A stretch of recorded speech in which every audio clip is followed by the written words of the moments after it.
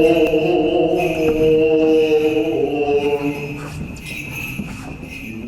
Holy Trinity Greek Orthodox Church in Surrey Hills in the inner city of Sydney, established in 1898, has helped members of Sydney's Greek population flourish. The church served Australia's growing migrant Orthodox community and was funded entirely by the congregation. Since the late 19th century, when the early members migrated and settled in Sydney, the church has been a centre of stability and a place where people could meet and practice their traditional culture, values and language. The New South Wales Minister for Planning, Tony Kelly, officially announced the church's heritage listing at a ceremony today. This is a great day for the Greek community in Australia. The fact that their church, the very first church, Greek Orthodox Church in Australia, has now been given a State Heritage Register. So it's been placed on the State Heritage Register. That means a number of things. Firstly, that any major renovations to this church now have to be approved by the New South Wales Heritage Council as well as Sydney City Council. It also means that funds from the Heritage Council are available to help maintain the church.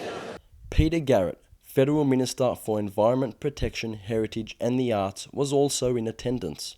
Yeah, look, I think this is a terrific acknowledgement of the contribution of the Greek Orthodox community in Sydney. This is the central place where people came to worship, to counsel with one another, and to make their way in this new country.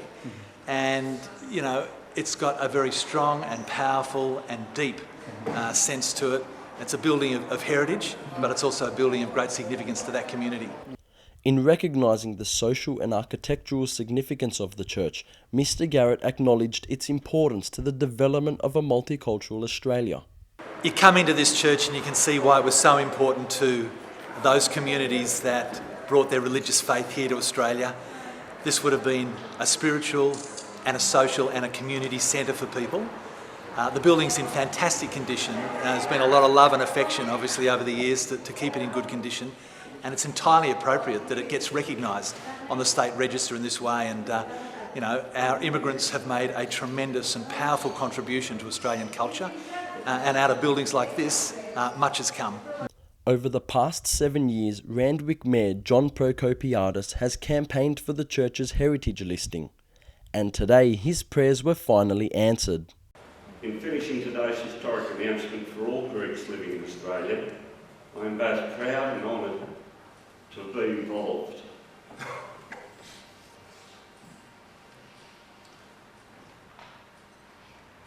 My parents arrived in the 20s, and to them it was their home, so to speak. Not speaking English, when they needed help, this is where they came.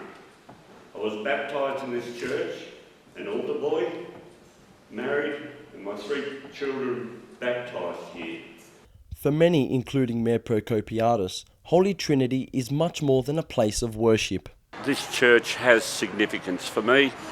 It was actually a home, I suppose, in essence. And it wasn't only for my mother, but it must have been for a lot of the Greeks who migrated out here in the very early 1900s.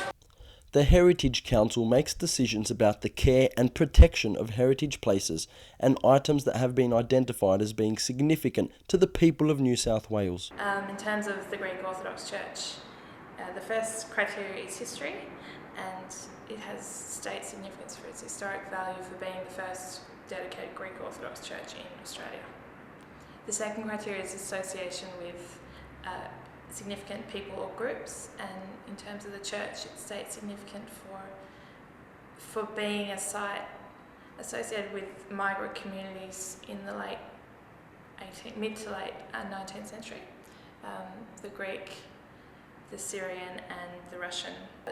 The third criteria it met was social, basically for the same reason that it's important to the community and continues to be. It's still used as a church today, 100 years later, and it, for the foreseeable future, will be a Greek Orthodox church. The fourth criteria it met was it's representative of a religious institution in New South Wales. Notably absent today is a representative from the Greek Orthodox Archdiocese. In New South Wales, there are 2 major religious and cultural groups: the Greek Orthodox Community of New South Wales, incorporating the Holy Trinity Church, and the Greek Orthodox Archdiocese. Despite harmonious relationships for more than 50 years, a split occurred in 1959, reportedly due to political differences.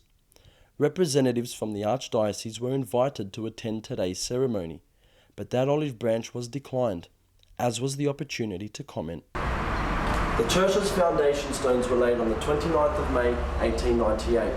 This day is significant in the history of the Orthodoxy, being the date that the Byzantine Empire fell to the Ottoman Turks in 1453. While that legacy has ended, Holy Trinities is set to continue. The congregation said that its next step is to achieve federal recognition. But for now, they'll celebrate the significance of their church to the state of New South Wales and enjoy the moment in true Greek style, with family, faith and food. Marcus Megalokonomos, UTS News.